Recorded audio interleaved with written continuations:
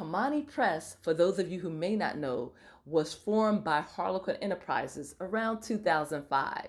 Harlequin purchased the Arabesque Sepia New Spirit line of books from BET.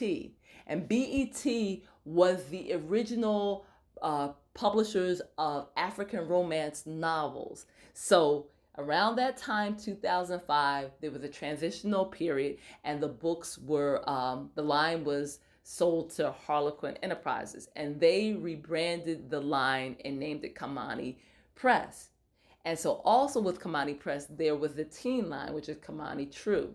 And unfortunately, both of those lines have been discontinued. But that doesn't mean that our stories should stop being told. Before Kimani Press, Arabesque, BET, Sepia, Newprint was telling our stories. And now we're entering into another era where indie authors are telling our stories. And some of those authors who were working under Kimani Press, which is part of Harlequin Enterprises, they are still telling stories there. So wherever these authors are, definitely support their writing, support them under the umbrella of Kimani Press, because those books still exist even though the publishing company no longer exists. Also, some of those authors are publishing in other areas of romance on Harlequin. So seek them out and definitely support them. My purpose for this video is to encourage those of you who aren't working for Harlequin, who are writing independently, or who are trying to get published under other publishing houses, to continue to tell our stories, because we are new to this arena of writing romance novels, and a lot of our stories have never been told. I was doing a little research and I realized that Harlequin romances were founded in about the 1940s. So they have been telling universal stories for a long time, but they haven't been telling stories about African Americans, about Africans, about people of color. They have not. So these stories exist. These stories need to be told, and these stories are told for many reasons: to encourage the reader, to uplift the reader, to make the reader feel happy, to provide escapism, to have them reflect on certain social situations.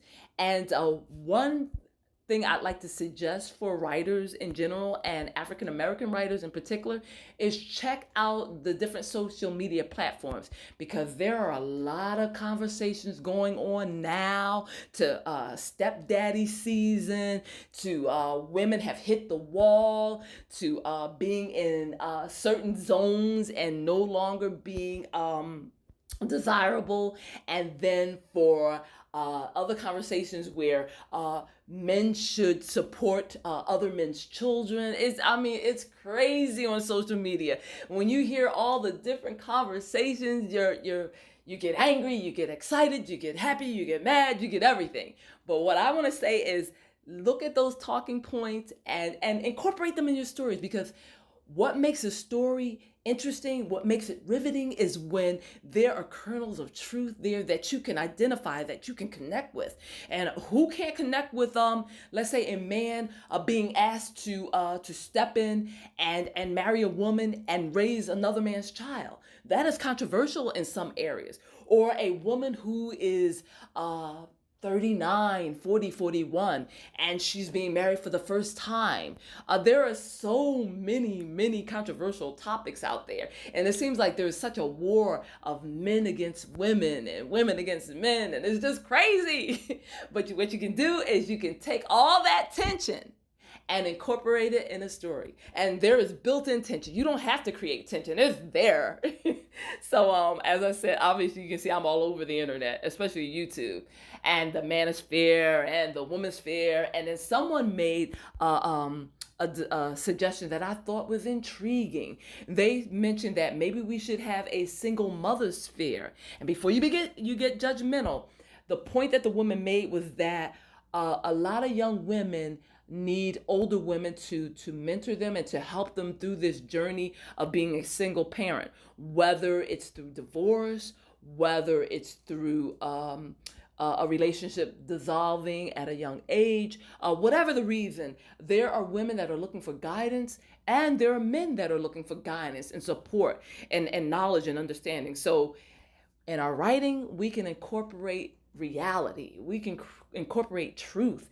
We can give our writing a visceral feeling where it's like down to the bone, down to the marrow, down to the veins.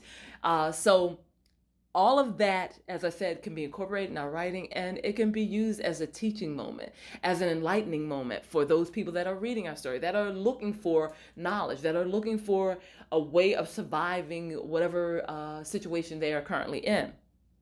One final thing I'd like to say before I conclude this video is that romance writing is not specific to white people, black people. It is romance writing can be for anyone. So if you're a Latina, pick up a pen and write. If you're Mexicana, same thing. If you're Italian, if you're French, if you're Brazilian, you get the idea. There is a need to tell all of these stories. And we, as avid romance readers, we're waiting. We're waiting to pick up your story and to read and to learn about your culture. So I hope this video has been encouraging. I hope it has been enlightening. And one other thing, I'm doing this on the go, is when I wrote The Wicked Crush, I wanted to incorporate a black hospital because I'd always heard about black hospitals.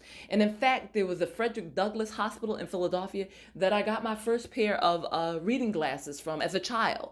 So these black hospitals existed. I think the last ones were closed maybe in the 1980s, but and then some have transitioned into other hospitals. And if you were to research their history, you would realize that they were originally a black hospital, predominantly black. So in saying that, we can incorporate our history in these stories. We can also incorporate our civil rights journeys. We can incorporate the love that the activists had for each other while fighting segregation. There is so many stories to tell. You can leave the country as an expatriate. You can tell stories of living in another country and being a person of color. And love is everywhere. And love can be told in all kind of language. You could have people with disabilities. There was one book, and I'm gonna find it. It was about a woman that she was mute, but she found love. And the description was very enticing. So I do have to go back and read that book. But the takeaway from this video is we all have stories. We all have romance in our lives, and we need to tell it. So as always, thank you for joining me on my journey. Love, peace, joy, and happiness as always. Bye-bye.